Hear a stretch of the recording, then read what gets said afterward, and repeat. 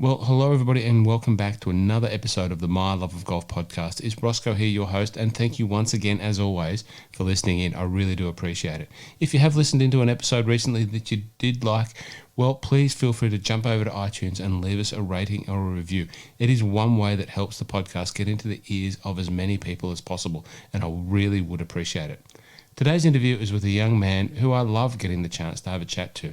It's Nicklaus Mills. You may have heard of Nicklaus from Sandbuilt Studios and some of the other projects that he has on the go, and there are a number. Anyway, Nicklaus is one of those young creative men in the industry, really going somewhere. Skilled across a number of disciplines, and just a very interesting and informed person to have a chat to about the world of golf across a number of areas. So I just figure that when I like having a chat to someone, when I get the opportunity to, whether it's at a game of golf or whether it's just through meeting through mutual friends, I really think that maybe you would like to listen to them as well.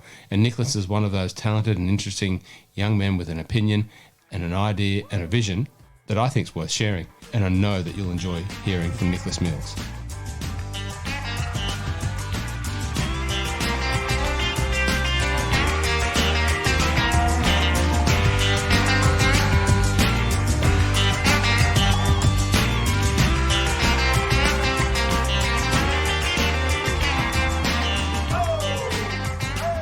Nicklaus Mills, welcome to the My Love of Golf podcast. It's great to see you sitting back there. You look very relaxed. It's nighttime recording. It's great to catch up. How have you been, young man? Are you well? I'm good, Ross. How are you going?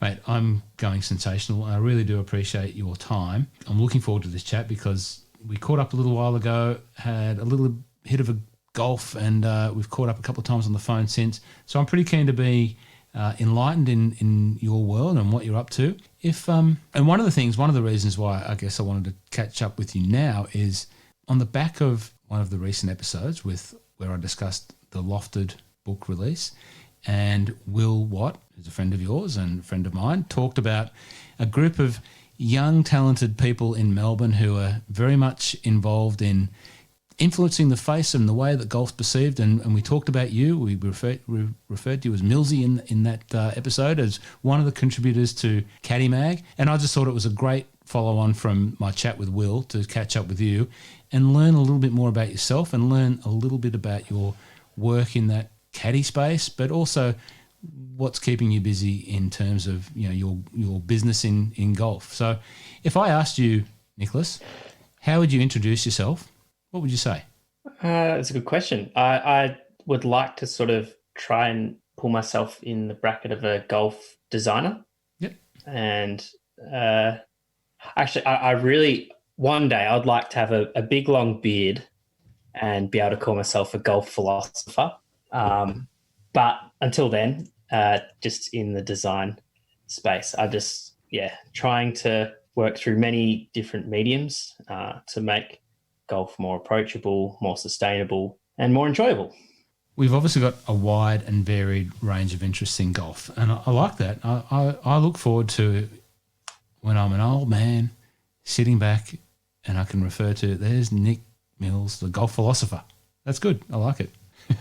Yeah, maybe one day. I was actually trying to write a bio for LinkedIn just the other day. Yep. And then they really try and make you talk about yourself, which is it is difficult to do. And yeah, they would try and describe, what has sort of made you who you are today. And I try to go down the lens of the golf industry, and I had to sort of think through, and I started, playing, junior golf, and then went into the pathway of amateur golf and playing competitively, playing in events, around the state and the country, and then, overseas, and then making that swift move, into sort of the pro shop life briefly, caddying. So you get to sort of see different sides of the golf, and then went into sort of golf retail briefly. And then I've gone into golf TV production and volunteered in other sort of golf scenes, and now, contributed, of course, to like Caddy magazine, went to uni, studied landscape architecture with a focus on golf course architecture. And it was kind of like,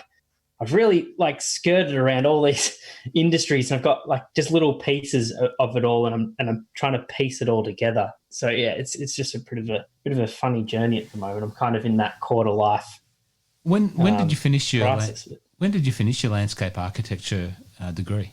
So I finished that at the end of 2019. Yeah, right. So I've finished with a bachelor's. I would like to sort of head back potentially in the future and go into sort of a master's again to just sort of continue that study and that focus on the golf aspect of it, because I think there's still new things to learn. Now, in knowing you, over the last year or so and getting to know you reasonably well, I know you're a fairly accomplished golfer, and you have played across a number of courses across Melbourne.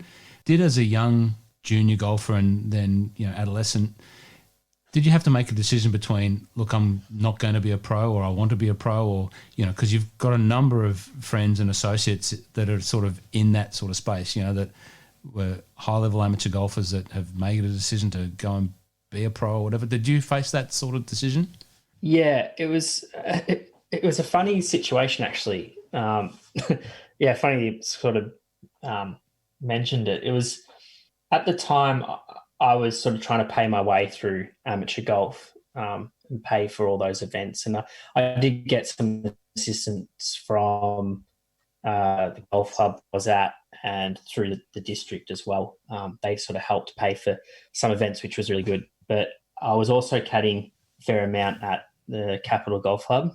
And that was I was at an interesting age to be caddying there, because my work colleagues were people that I looked up to in the golf scene. So they were people who had just turned professional from being top amateurs, and they were coming back over the summer to try and earn some money to then head back on the tour and try and chase that dream. And it was quite interesting because they were able to impart some sort of wisdom of just how hard it is, and how it might not be what it's cracked up to be. And that kind of planted that seed as to like what I want to do, like with my golf. Like I always like back myself in. I could potentially, if I put my head down and worked hard, I could have maybe made an okay living playing golf. But I just don't think for me that's fulfilling.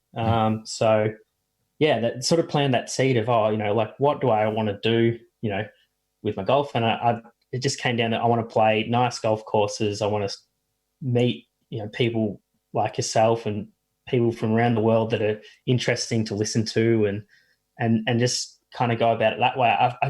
It's just a different world, and it just became more polarizing for me. And just I still am friendly with a lot of those young guys that have now turned into household names in the golf world, and I'm rapt for them. But yeah, it's just not my scene. And it was kind of an interesting sort of time through there when I was 17, 18 years old. Yeah.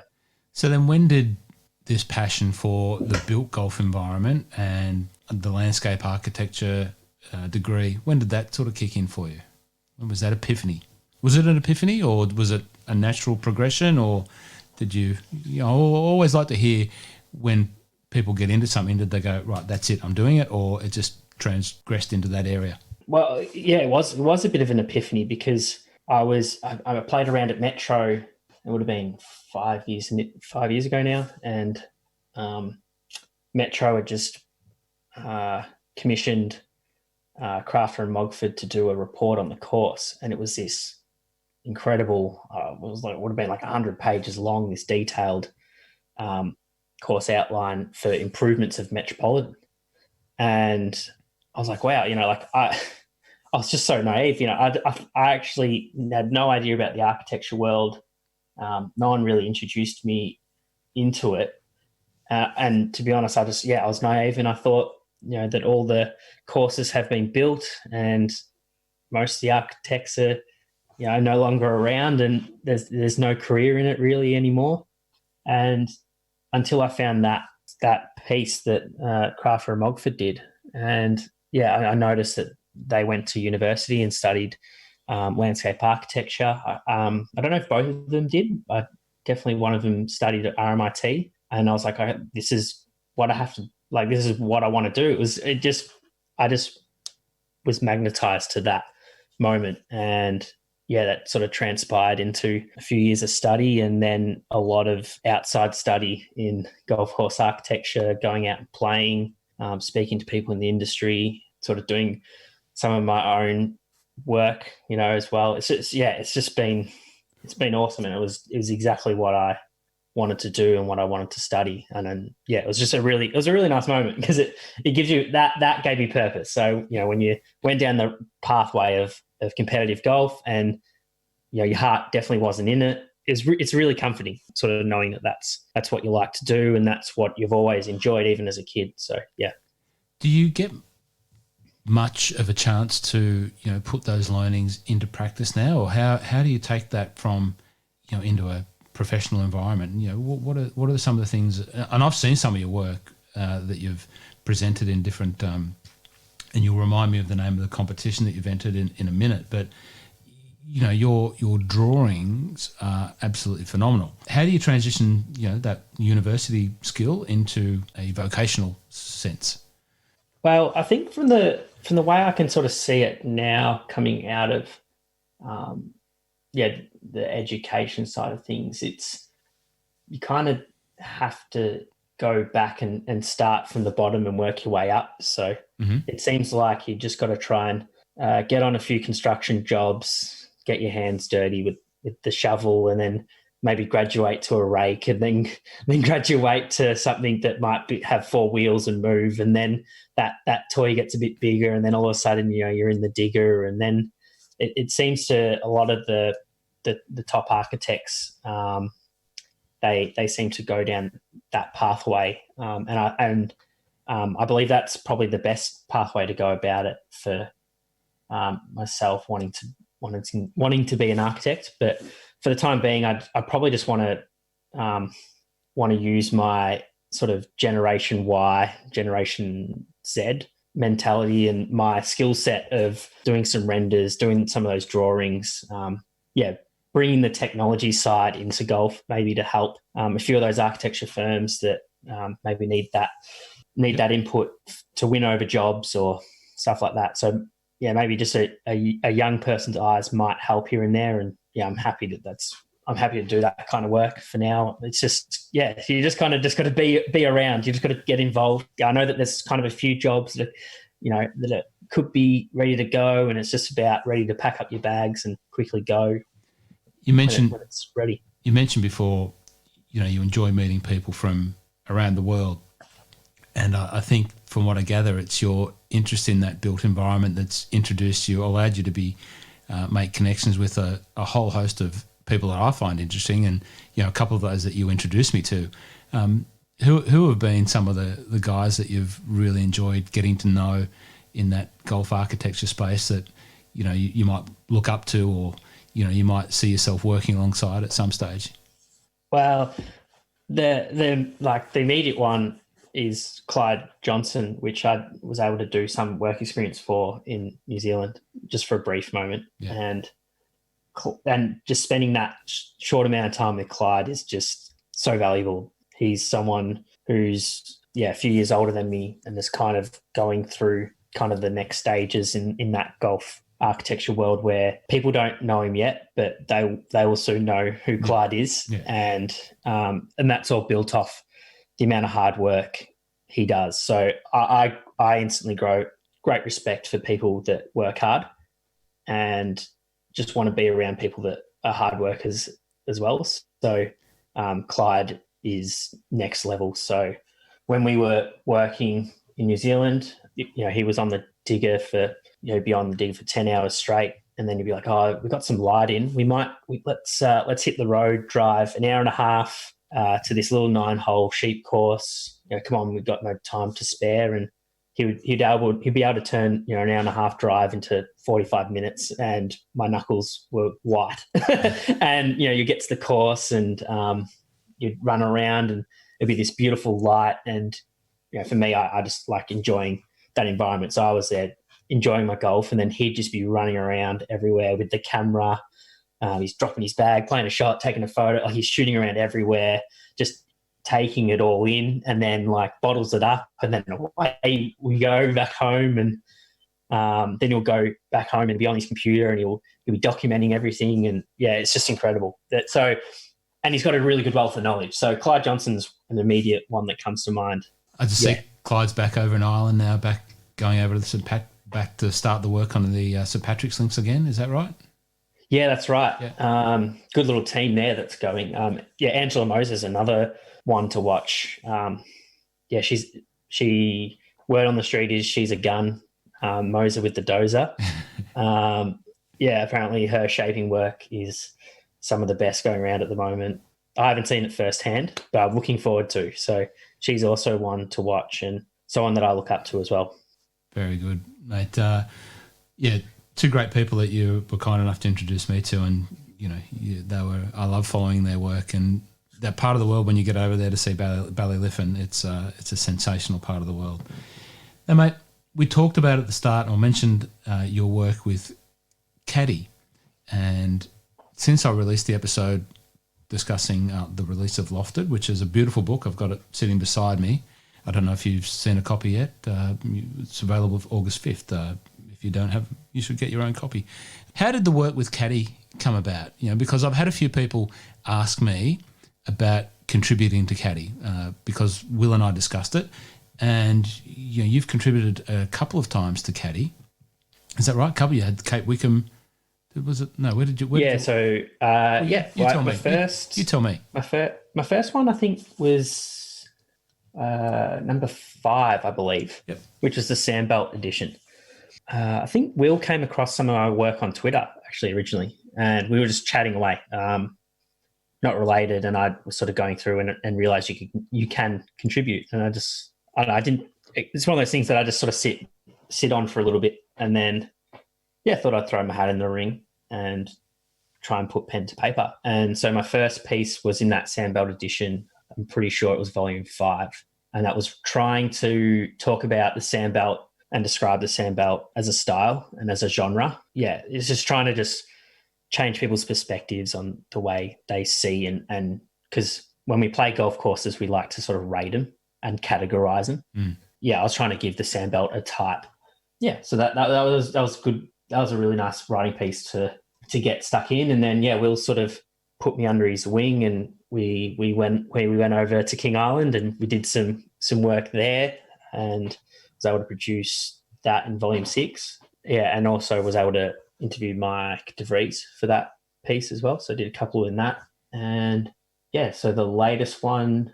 What volume are we up to? We're up to 8. volume 8. 8, yeah. So let's talk about Mike DeVries there for a bit. Obviously, I'm assuming would have been one of, the architects of golf that you would have looked up to, and here you are getting the opportunity to sit down with him and have a chat to produce an interview.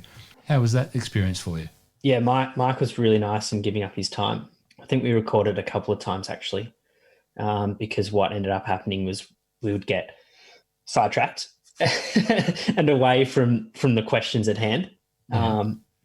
Because when I came back, I just had so many questions about sort of the finer construction details, which just makes for pretty mundane writing. So, he was great. And I wanted to sort of bring Mike's thoughts as an outsider from, coming from the States, not just into Australia, but into King Island, which is quite a remote place. So I really wanted to get his perspective on, what that would have been like. He had to bring over his family. Like there was, a lot of interesting questions came from it. It was pretty good interview.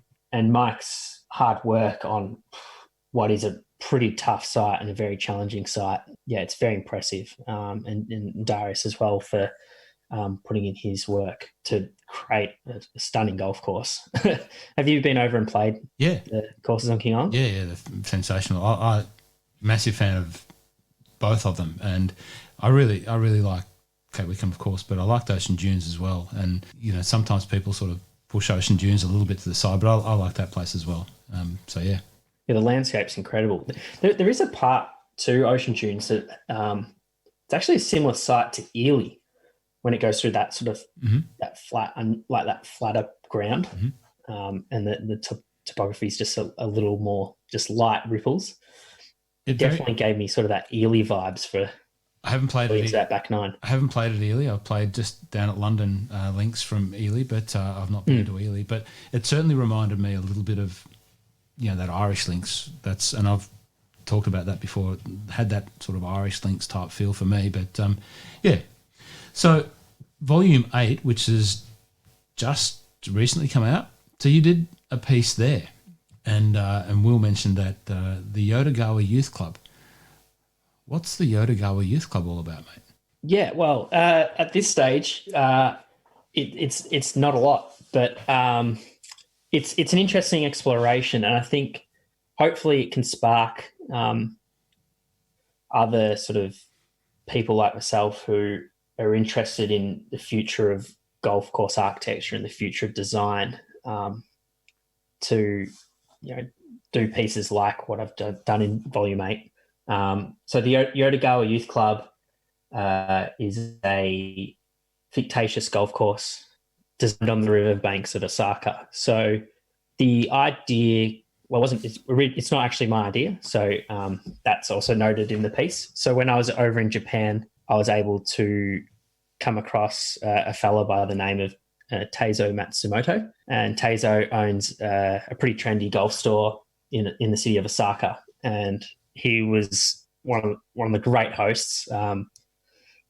Just a legend. And he was really helpful because Lily and I know little to no Japanese. So he was a perfect tour guide. But not only that, we were actually able to converse about golf. And he was talking about, this idea of bringing youths into the game of golf and how do you do it in Japan when there's such a high level of entry into the game.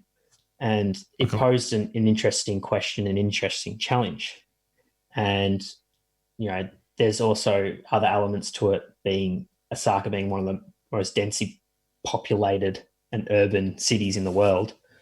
And there's little to no green space. And the one little bit of green space that is around is within the flood banks of the Yodo River, and which is right in the middle of the city of Osaka. And so there's these kind of wide floodplains that obviously fluctuate through the seasons, but there is a fairly long period where there's enough ground playing to play golf on. So I kind of got inspired by Taser's idea and then tried to roll out this sort of piece about maybe a golf course that can be, that can fluctuate with the seasons, which gives it a low cost design, which means it's cheaper. So youths have a chance of playing golf, and it's more of a question. It's of how we can create sustainable options to get people into playing golf. So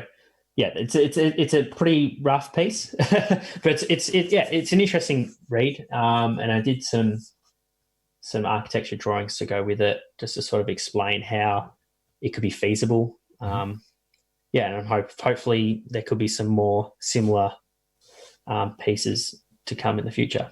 It leads me to ask, I think you've already touched on it, but what's your vision for golf in the future? You're familiar with the types of courses that I'm a member of and you're a member of, and you've seen a lot of golf built environments.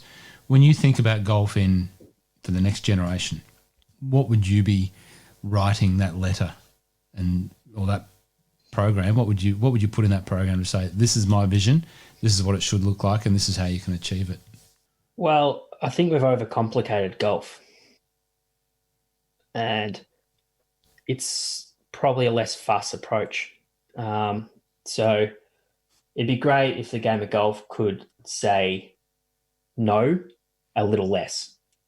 So, and also if we could just go back to the fact that golf is literally just whacking a white ball around a field with as little fuss as possible. So it's trying to get golf back to as a primitive state as it can be, because that is when it's at its purest. And when it's at its purest, it's at its most sustainable, it's at its best level of enjoyment, and it can reach the greatest amount of audience, which is, I think, going to be also really important for what is a diverse sort of world that we live in. we've sort of come away from the real traditions of the game. And I listened to something recently. It might have been on the Fried Egg, and they were talking about the golf ball. I don't know if you listened to that series they did 3 podcasts on the evolution of the golf ball, but it obviously talked about golf in its early days. And, if you go back to Scotland and St Andrews and where golf was originally played, it was sheep farms, essentially, and the mowing machines were sheep, and they had fairways and greens, and they planted a little bit of different grass. And you can correct me if I'm wrong if you want to expand on it, but it really was a golf in its primitive state, and it must have been pretty enjoyable. And I think you're right. We've complicated it a little bit. Am I making sense? I can see you sitting back. Yes. there Yeah. No, well, there's a lot to unpack. So it clearly changed. Like, it changes when that game that started in Scotland as I remember Mike Cocking talking about how the game was sort of birthed from the way it was birthed in St Andrews was the ships used to dock a few Ks, up away from the town, and they'd go through these sand dunes, and they would whack a stick and ball to the pub, and then they'd have a drink, and they'd whack a stick and ball back to the ship. Well, and it became a matter of doing it in the least amount of shots. I'm probably doing a horrible job at paraphrasing. No, well, that was literally that was the rawness of the game, right? And then it became, let's just say, like through many iterations, it got to a stage of match play, which was the early form of the game, and also a pretty interesting part of golf where it wasn't you versus the course, it was 2 people playing a course. And then they introduced, your matches like Stableford and Stroke, and then it became an individual pursuit and an individual event where it was you. Then it became you versus the course, and trying to improve yourself. And there is a self-fulfillment in improving yourself as a golfer. But it was definitely a path that golf went down. As soon as those events, stroke events, tournaments, Stableford events, handicapping, like that pathway, that was it. Golf just changed, from that moment on, and it definitely became a pursuit, an individual pursuit from there. So yeah, it's you can't undo that history, and I still think it's important because that brings in a lot of new golfers into the game. So it's just trying to strip that back now. So then how do you strip that back and make a pathway for the future of the game moving forward? Like we've got these big golf courses, and some nice little golf courses that are essentially still public access courses. How do we change it? What's your vision? I think if we keep following this pathway, we keep following the professional golfers who are hitting the ball further and further. So we're needing to have courses that are bigger and bigger, which then becomes so expensive to upkeep. It becomes harder to find the land for people to golf on. Mm-hmm. And the gap between the good and the bad is just so far that they can no longer almost see themselves, from the gap between the drives. And then golf becomes unsustainable. So those courses can no longer be maintained the way that they need to be. That the game then kind of it falls into a state of entropy when it gets to that length. I could even go like deeper on a philosophical sense of how the Big Bang is about the universe expanding and contracting. I think it's got to be a similar move with golf where why don't we, I'm now to a stage, rollback you brought up right at the start is where we last played together. So the rollback obviously is trying to bring things back quickly, but I'm kind of now trying to reverse engineer this. And it's well, what if we just expand this? Let's encourage Brooks Koepkas of the world, the Bryson DeChambeaus to just drive this future of golf and let the thing expand to the point where it just goes breaking point and then it contracts back in. Like what if that's what we do? Like as our solution, we then like rid 18-hole courses because we can't, like, for lengthwise, we can't fit 18 holes of, the length of a course in 20 years' time. So why don't we just like have 9 holes at championship length? So like a par 4 is like 800 meters or something ridiculous, And then we start to realize that, like, what if we just keep pushing that? What if we just keep designing that way, and then like the golf universe goes, hang on, time to like contract, and then like we then fall upon. Yeah. And then we go back to the point that we made before: is old Tom Morris was onto something with 7 or 8 clubs and an old ball just getting around a paddock. That's what you're sort of suggesting that it might come back to. Yeah, and in like, a relative, you know what I mean, in a modern version of that. Yeah, and I come across some hidden gems of golf courses, locally and overseas, and you're just like, how are these viable? Well, these were viable well before I was born. Correct. And they're going to stay viable, these short little fun golf courses. They're going to be fine, right? So it's like... Can you name a couple of those that, you might have mentioned Ely there before that? Is that an example of something that's got a bit of age about it that isn't overly length and attracts people from all around the world because it is what it is, or not? Or is there other examples? Yeah, Ely's incredible. Yeah. I'm trying to I'm probably more going down the path of like a Waverley Golf Club in New Zealand, which is a sheep golf course. So I look at the model of that club. That club can go without any golfers because the sheep maintain the land and they pay for the greenskeeper, and that's all that's all the course's overheads. So they can go without golfers for a decade, and they'll still have a golf course in case someone like discovers it, 10 years later again. So I look at those courses. Peterborough is like a little community run golf course about 3 hours away from us. Have you played Peterborough? Have you been down? Have you had it? I've driven past. I love telling people about Peterborough, and then they finally go down and they do the Gratian Road, and then they just come back and like, how awesome is that? I'm like, that is, it's pretty wicked.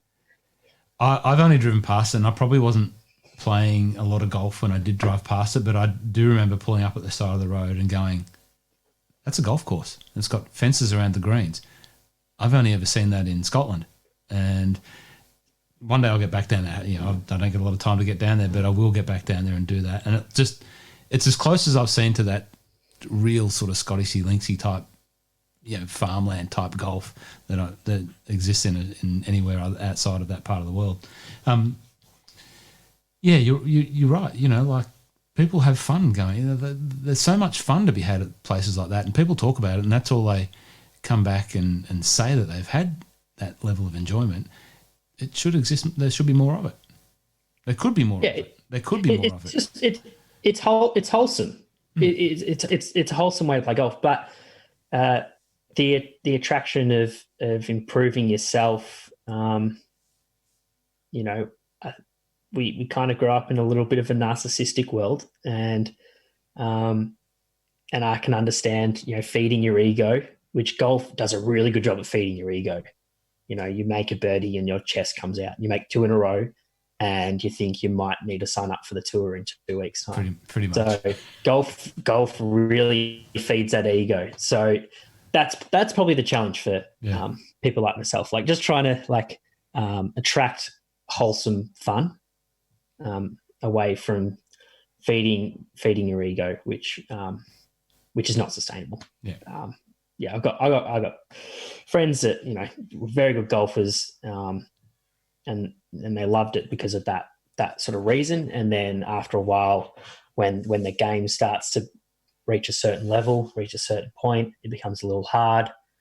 You don't get to feed your ego so often, and then you start to deflate, and you don't want to play golf. You sort of it just becomes a different beast. So that's sort of the challenge in a nutshell, is to make sure that young golfers are having wholesome fun and not just feeding their ego. So at the Yoda Youth Club, sorry. Yeah. Is there a clubhouse?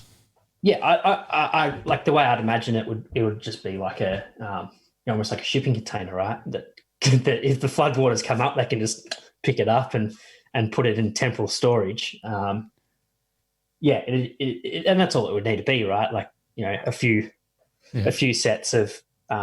They don't really have much of a second-hand market in Japan, so there's probably like a fair chance of just people discarding their clubs.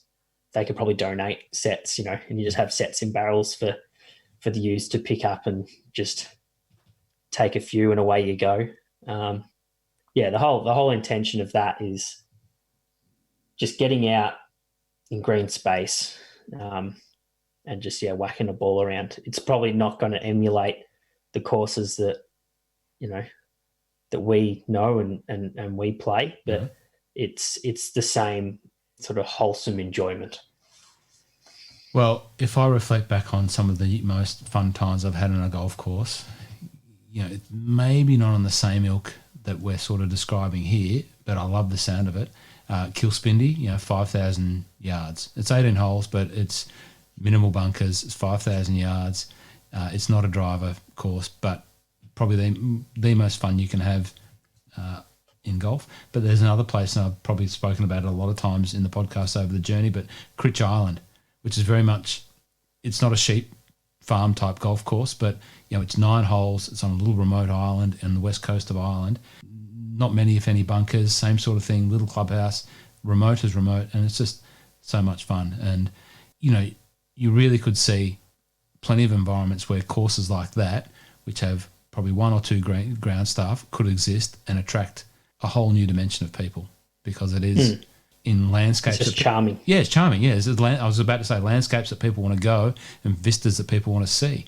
So, and that's notwithstanding that they have to be in absolute, iconic locations. It certainly helps, but I think the concept could be expanded, in more accessible locations as well. Absolutely. Now, what's next? Talk us about the competition entries. Let us know about the entries into, what was the competition called again? Yeah, so that would be the Ray Haddock Lido Prize, which is run annually. A little design comp set up by the Alistair Mackenzie Society, where anyone can put pen to paper and draw up a Mackenzie-styled golf hole, and it's a great little competition for everyone. I highly recommend. Even if a lot of people lack confidence in sort of drawing, but that's sort of not the purpose. It's the opportunity just to think about golf from a different lens and a different perspective. Fun little thing you can get together, or in my case, I completely forget about it, and then I've got 24 hours to quickly just pen something together and send in the mail, which tends to happen and has resulted in a few entries that didn't make it. Do you hand draw? Do you do much hand drawing and yeah? Yeah, I start all my drawings. I've got a few sketch pads around. Yeah. And they all start with the hand drawn, and then normally end up on the computer into renders and go from there. Yeah, right. I think that's just it's the best place to start from. Yeah. Similar to golf, it's quite a primitive practice. It's a good place to start. And don't get me wrong, my drawing was pretty haggis. A while ago. Yeah. When I did study art during high school, and then I had a couple of years off, and definitely lost touch of my of the artistic skills, and it's definitely a muscle. So it's just all about repetition with that stuff. Your creative, insight and bent, is never far from any of the work that I've seen you put your hand to, and we're doing this obviously via Zoom, so we can catch up and see each other. We can't go and play golf at the moment. We could play golf together, really. I could play golf with your dad easier than I could with you, because he's in my local government area down the road, so I could probably catch up with him. But you've got a hat on there. It's got a brand on it that I'm not familiar with, only from the last sort of 48 hours or so, called Pennant Brothers. Talk to me about Pennant Brothers. Yeah, so Pennant Brothers is a little merchandising brand that's coming out of Melbourne. We're looking to sort of strip back sort of golf merchandise to something that's quality product at an affordable price and showcasing the golf course rather than a golf brand. So that's our intention. So we're going to just work within the golf shop space. So kind of watch this space. By the time this comes out, we should be live. So we're beginning with the basic slouch hat, the golf hat. 100% wash cotton, very comfortable. Of course, like just sort of clean designs, something you can actually wear on the course, but also you wouldn't look out of place off the course as well. So yeah, that's Pennant Brothers. Pretty happy to land on that name. We're surprised that no one had sort of taken that one yet. Yeah. Pennant culture is quite big in Melbourne, so it's quite nice to have that sort of relationship. And yeah, it's a subsidiary of Sandbuilt Studios, which is our other work. So what it then does is sort of create what we intended to do in the first place, which was branding and merchandising. So Sandbuilt is the branding, and then the merchandising is the actual final product itself. So there are golf clubs that don't need branding work, but actually might benefit from our merchandising side, so that they can sort of skip the Sandbuilt side and head into the Pennant Brothers. So we probably skipped over Sandbuilt and went straight to Pennant Brothers, but Sandbuilt is your business, which you're, as you mentioned, branding. So what's the goals and objectives of Sandbuilt? Yeah, so Sandbuilt is a studio that's intended to make golf more approachable from a design aspect. So it doesn't really, we're trying not to give it any boundaries to Sandbuilt. So no job is too big or too small, as long as it's within the design lens. So my business partner, he has a background in fashion and in graphic design. And then my sort of architecture background brings, and sort of my experience in the golf industry brings this sort of good little combination, which has led to, helping whether it's establish new golf brands, helping existing golf brands, helping golf clubs, which is, I think, our main focus is trying to help golf clubs rebrand, because that's actually quite an affordable cost for golf clubs to make themselves look fresh and rejuvenated, and hopefully bring in new forms of revenue and also new golfers into the game just by style and design. It probably sounds a lot complicated. I've probably made it sound a lot more complicated than it is, but all it is just putting nice designs into reality and into practice. Well, I'm sure some of the listeners are familiar with Sandbuilt, but if you aren't, you should go and check it out on Instagram, and you'll see some great works. And I was going to ask you about the what do you call it? The logo bingo, or the the logo mashup bingo. Logo mashup.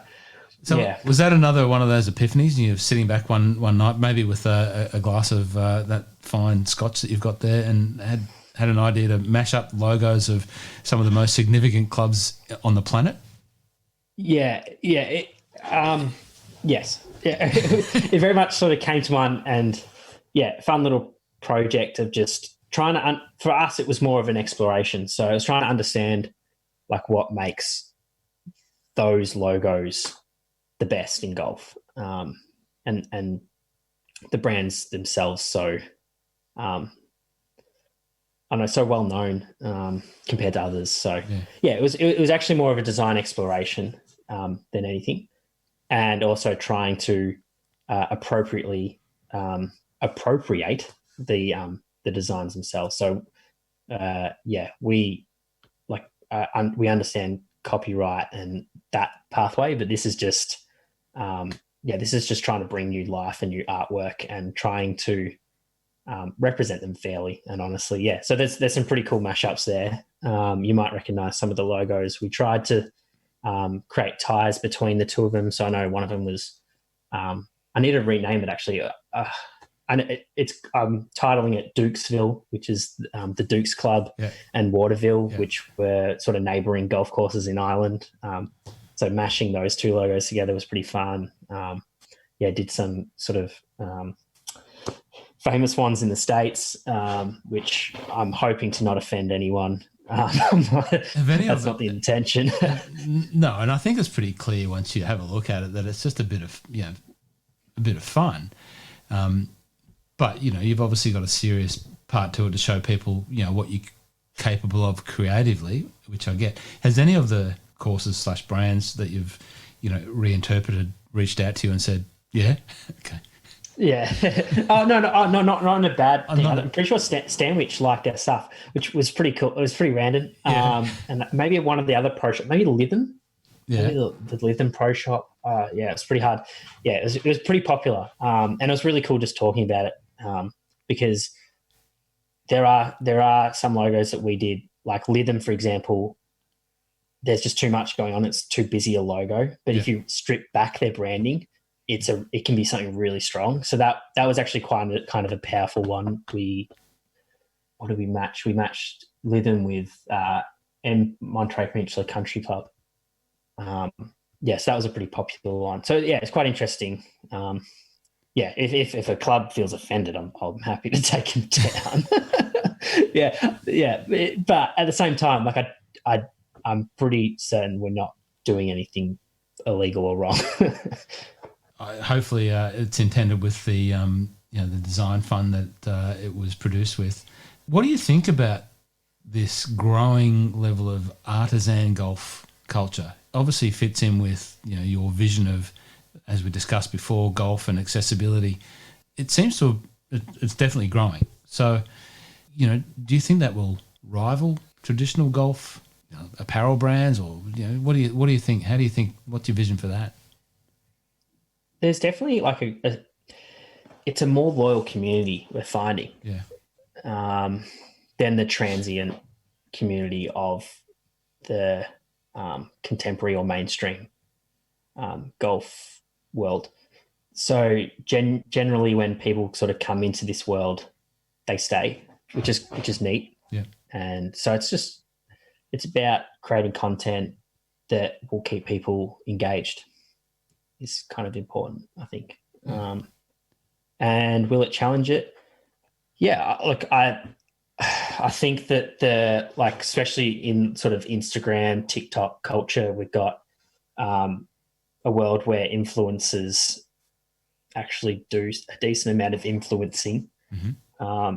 And I think that it's almost already becoming that way, but I think it's going to become more apparent going forward that influencers will have more they'll be more marketable than professional golfers, but that's not due to the individual of the professional golfer, but it's that world is becoming less attainable and less desirable to the mainstream. So I'm look, if I had to hedge my bets one way or the other, I'd be probably putting my money on that influencer world. But I think what's going to be important is having the right influencers at front and center. So one of those people that I think you're referring to is Champion the Cause, who's very visible back on the PGA Tour this year, and I think you're reasonably close to and maybe have done some work with, is Zach Blair. Sorry, you're pretty close with ZB. How'd you meet Zach? A good buddy of mine at Kingston Heath, Simon Dick, and I were fortunate enough to host the No Laying Up Boys and featuring Zach Blair. So that they're also pretty tight together. So the rival podcast, No Laying Up, and Zach Blair have got a bit of a relationship. So we were able to take him around Kingston Heath, and then took some of those boys into the city for a little bit for a few drinks and a bit of a chat. Yeah, and got to sort of meet Zach a bit better there, and kept in contact online, which is great because I think we both love architecture, and I love seeing the courses that he goes out and plays. He's, for lack of a better term, like he's a golf geek, and he just loves to go out and experience golf, and he's living the best life at the moment. I think a lot of people that follow him are probably very envious of what he does, playing, the tour Thursday to Sunday, and then Monday, Tuesday, he goes to play a course close by, and he, sells really cool merch through the Buck Club, and he just does whatever he wants. He's sort of got this free spirit to him, which, it's creating a fair bit of chaos in that space.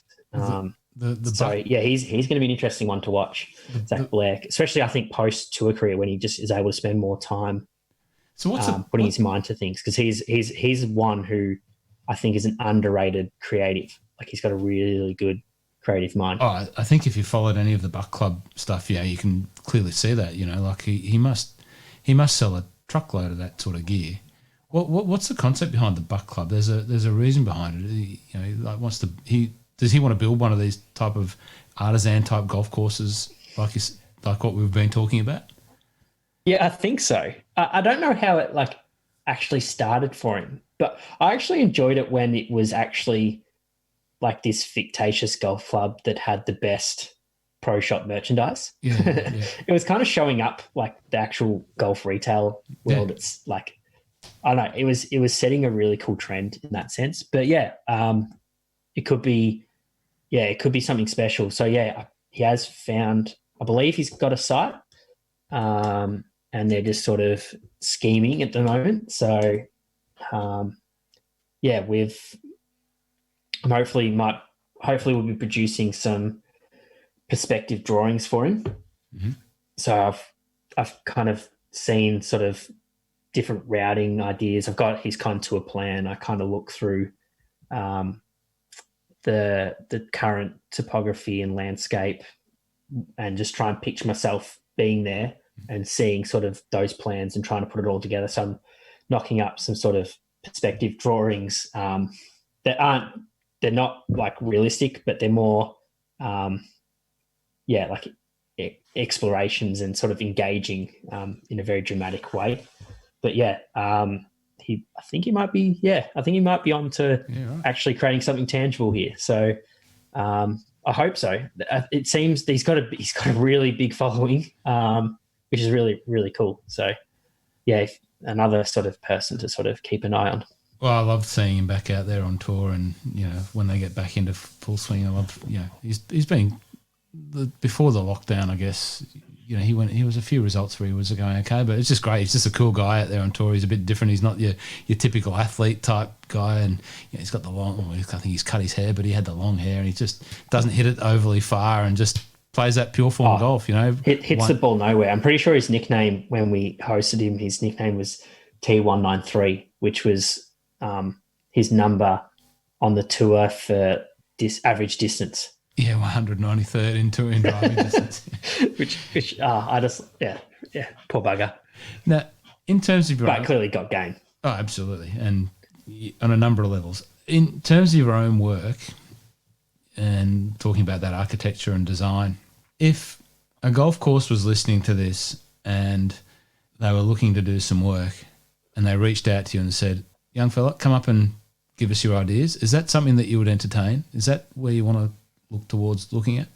Yeah, I'd entertain that idea, of course, but I'd warn them first, because there is that I kind of want to keep it going for as long as I can. That sort of free spirit, like fire at the hip, gung ho attitude that I've got at the moment, especially in like that golf architecture world where that's what my opinions mean very, very little at the moment. So I can kind of have a bit of a free speech. Yeah. So it'd be pretty cool to sort of even just help consult some golf clubs that I can just immediately save them money, time, maintenance, like just instantly, just by shifting perspective and just like tiny little just changes that can make a world of difference to certain golf clubs. I think if you're listening from a golf club and, you're looking for someone that could deliver value, you just listed off the key things that, would be or should be important to any golf club at the moment, saving efficiencies and, building a better product for the members to get, more people on the course, get some more revenue out of, green fee players. But those efficiencies that a lot of golf clubs, I was listening to someone this morning talking about trees and overplanting and that sort of thing, and just the inefficiencies that it creates in just keeping the golf course at its most pristine level all the time, just by letting a rogue member went out and planted some trees and thought it was a good idea back in the 50s, and it's just created a whole plethora of not only design challenges but just maintenance challenges, and just makes made a lot of double the work.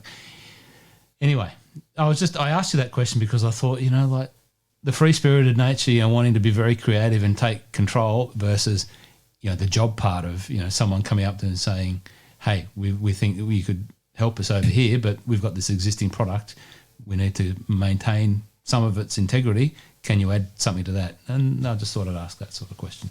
Well, it's like, that's kind of what we're hoping to achieve through Sandbuilt, is actually something tangible that we can show for being like, we can produce results. We're not just sort of just doing. We're not just sort of throwing out outlandish ideas. We're actually putting things to practice. So, and that's why we're talking here, mate, because I absolutely see that vision and know that in the near future that it will become a reality for you. And if this little podcast of, at the moment 58 minutes gets some level of interest somewhere, that's great. But I just know that will happen because the work that I've seen you put out is fantastic, both on a creative level from your branding perspective and the Pennant Brothers, but the drawings that you've created for the competitions and the work that you've done,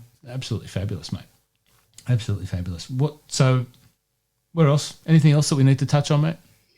I was just enjoying it. I was getting all embarrassed and I was sort of no thanks. No, I was bigging you up, but it's well deserved. No, don't credit where credit's due.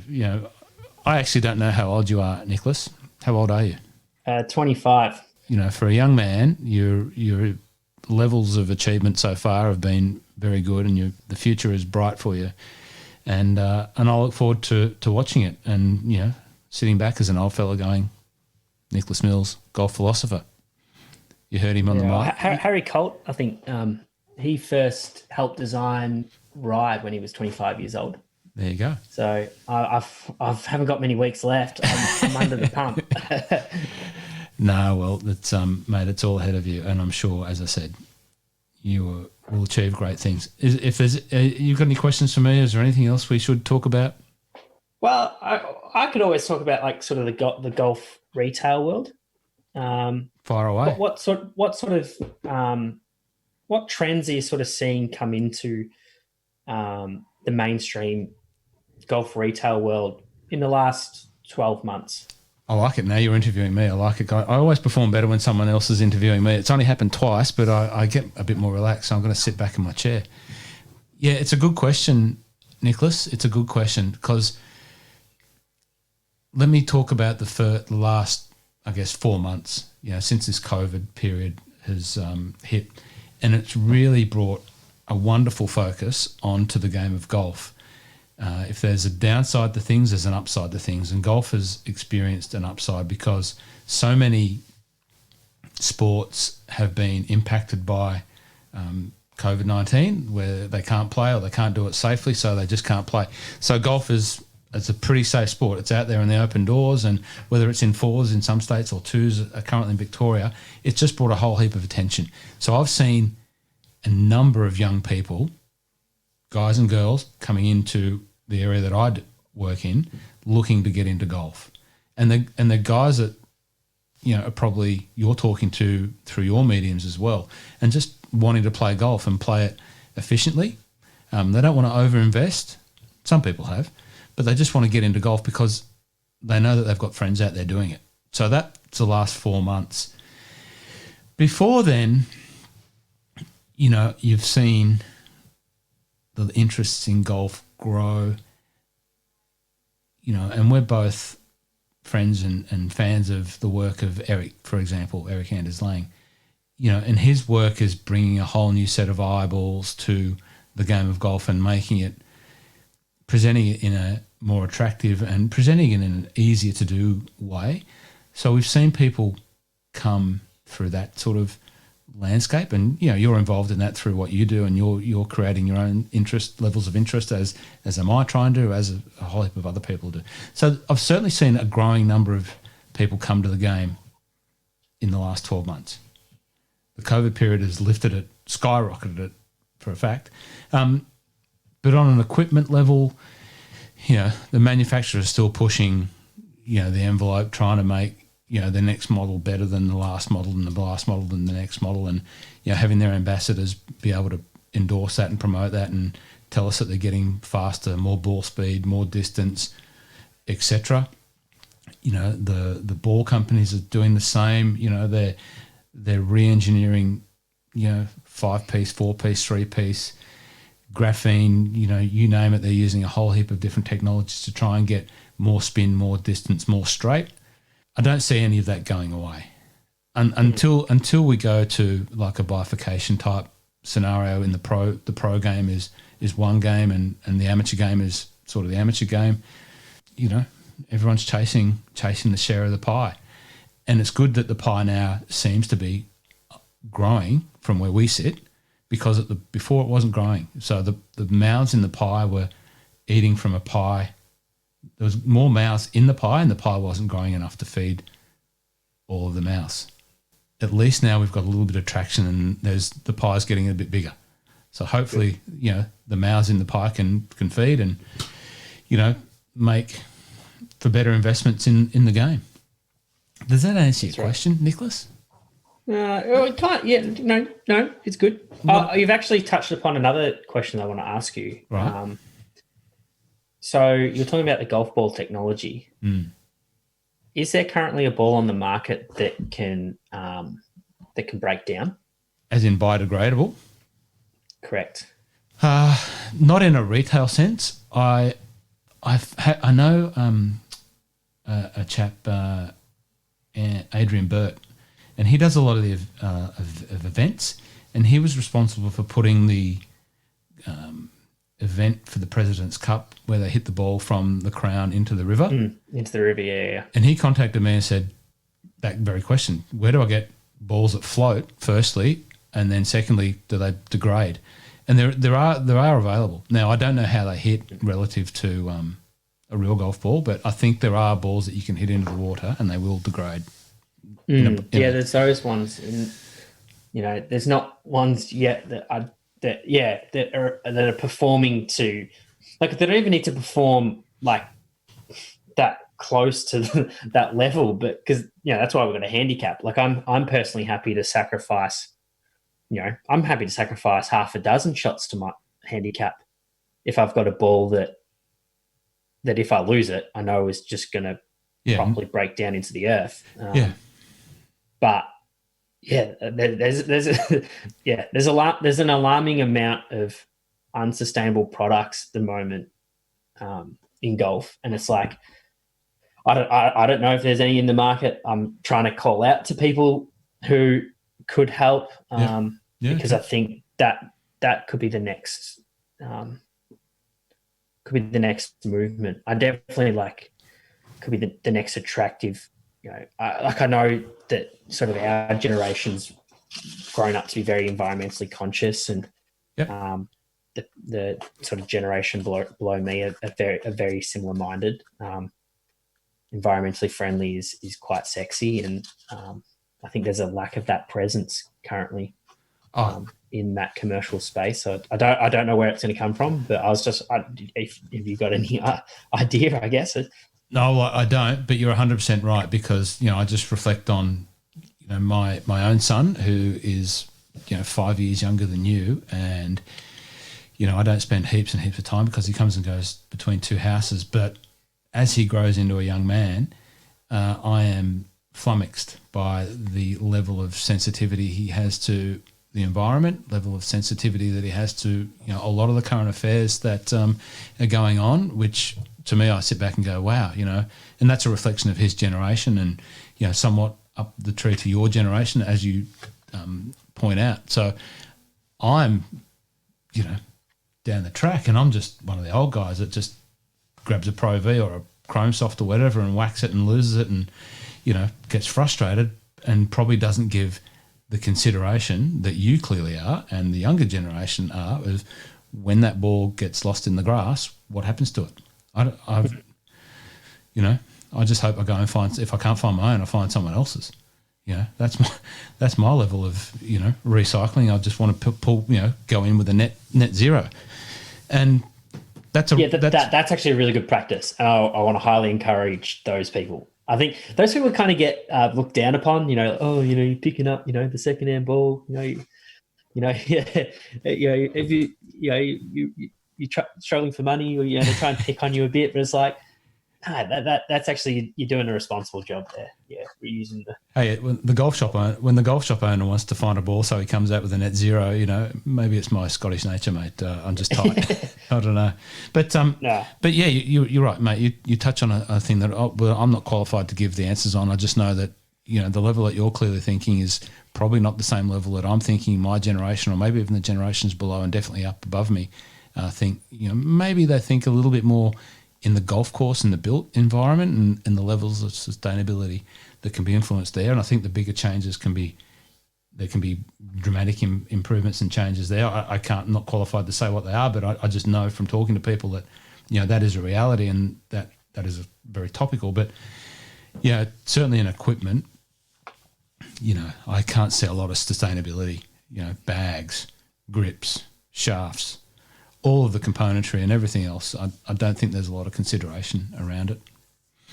To be honest, I don't want to get in trouble with any of my brands, but you know what I mean. Yeah. Well, I think the one sort of comment that I have is that the mainstream street culture influences mainstream culture. Yep. And golf culture, like the golf mainstream culture, always is 2 to 3 years behind mainstream culture. Mm-hmm. And the current street culture, so if I can go a bit back ahead, the current street culture is definitely moving towards that sustainable bias, but not just the sustainable bias, but the bias of creating more permanent solutions and more permanent design.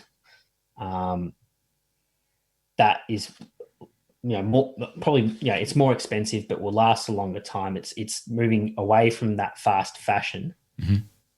and there is an opportunity where the golf culture can actually now play catch up quite quickly, because we have the frameworks in place, I think, to quickly move with street culture, which then can move with mainstream culture, which can then bring new golfers into the game. So I'm hoping that I'm sitting here, middle of the year in 2020, that I hope that like in 2021, 2022, golf culture is right in line with the current street culture, which is pushing mainstream culture. And I think that's where it comes from, like sustainability. Do you have some examples? I do have actually a mainstream golf brand example that I can cite, and it's the Adidas and their work with Parlay. Yeah. Yes. Yeah. And they're trying to. That's an interesting one to bring up, actually, because like they're into golf, like the people behind that brand, the Parlay guys. Yeah, and they did a really good job of the Wimbledon collaboration. They also did a really cool one with Juventus, right? I can't remember it. Yeah, but they did one for a football team. But yeah, they did dip their toe in. That was kind of cool. But I think the brand that comes to mind for me is like a brand like Nike ACG, mm-hmm. which is slowly growing in strength. So that sort of branched off from the Nike SB, which is the Nike skateboarding division, and has created this sort of environmentally biased branch to Nike, which I think is pushing trend. And I'm not just saying like that specific brand is that you can tell that they're inspired by other brands in the same ilk, or if you like, or industry. But that movement there is like, that's kind of hopefully the wave that people should support and get on, and I think will be quite the one to ride. Yeah, Palais is an interesting one. They from a graphic standpoint, their stuff's pretty cool, and it's always trendy. Do you have any other examples outside of the what was it, Nike ACG? Did you say ACG? Yeah, and I wish I could break down what ACG stands for. I think it's like it's got something to do with like across or something. It's something to do. It's with a mountaineering kind of vibe, if that makes sense. Yep. It's made for sort of hiking culture, I guess. It's kind of so North Face is very popular at the moment. Yep. Arc'teryx, I can't pronounce that one properly, but yeah, that one's it's made its way like that. Patagonia's become a part of street culture, which is pretty cool. Carhartt Whip. Yeah. Which is that's just workwear stuff that's meant to be really durable and rugged. And they just do like really nice basics. They're the kind of stuff that's. So I'm assuming with your knowledge of these brands, they are doing things on a more sustainable level. Is that what you're saying? Yeah. Well, that's where street culture is currently sitting, and. By the way that the trends have gone with the golf mainstream culture, we might see that in 4 years' time if we're lucky. And what we'll see is probably a half-hearted effort at it, whereas we've got the potential if we just get right on it. And that's what Sandbuilt will try and do. And I know that there's I know that Melbourne. That they'll be trying to do the same thing, and the other brands out there that are very similar. Oh, Wim Golf in Chicago. That there's some really cool creatives coming out of Chicago that are worth getting. Wim WHIM. They're a part of that sort of. They're very much amongst the streetwear culture, and they're just people who are trying to do it for golf as well. So, it'll happen, but I'm sick of golf trailing, the mainstream culture by 3 years because it always doesn't. It just doesn't help our stigma already. Yeah, no, it's a great point. You're right. With golf being, wow, we could sit here and talk for hours, mate. With golf being, no, but I'm just saying, no, let me say, with people thinking that golf in a green space environment takes up too much space relative to public land and availability of public land, and you look at courses in Brisbane that are being closed or because the council want to reclaim some of that and give it back to the whole population, not just the golf population. So there is that stigma that comes along with being a golfer, that we're taking up too much green space for relative to the amount of people. We could talk about Winter Park, and we could talk about some of the other projects that I name escape me at the moment, but they're building sort of a community-based golf hub, where there's walking park, where there's dog park, where there's, kids park and golf park, all part of the one community. Things like that, take away that onus on golf. Well, you guys over there, golfers, you've got all that space, but we're struggling over here. So you're exactly right. We by our own nature in the game sometimes get a little bit of under pressure from a bad rap, and what you're talking about there is the work that you're doing, influencing up, and I'm all for it. If the big brands can learn from people like yourself and really consider how they make their products. So people like me make a considered choice rather than just being a little bit on the ignorant side and, hitting the golf ball and not worrying about it and just saying we'll get another one. And also the gear that we wear and where it comes from and how it's made and some of the inputs. Absolutely, all for it. I think more power to yourself and your other colleagues out there in that space that are working it. I love it. Well done. Yeah, and if anyone sort of out there listening that wants to sort of just start the conversation with us, like we're always around. We're always on social media. So, yeah, we love talking about stuff. We love being exposed to just new perspectives. I think it's really important. Mate, I think I've hopefully done the job that have let everyone know that you're a pretty open young man and pretty open to sharing ideas and pretty open to receiving ideas and, just want to keep learning at your where you're at. So I know that's a genuine invite for anyone to reach out to you and contact you. Mate, it's been great. Yeah, we always talk for way too long. No, but I love it. It's like the old fella and the young fella, and I love learning, and I love I love your insights, and I really do appreciate your time. And you're a great young man, and I really do appreciate your time and appreciate the work that you're doing. And I love following along, and I love seeing the growth in you. And your dad's a great fella too, and I've got a golf club over there which he gave me, which I'll cherish because it's one that I had when I was a young fella, and you've both been very good to me. So I appreciate your time, mate. No, it was really cool hearing about that. And I'm glad Dad was so charitable. I wish he could be the same for me. Oh, come on. Nah, just a little dig right at the end. Yeah, very good.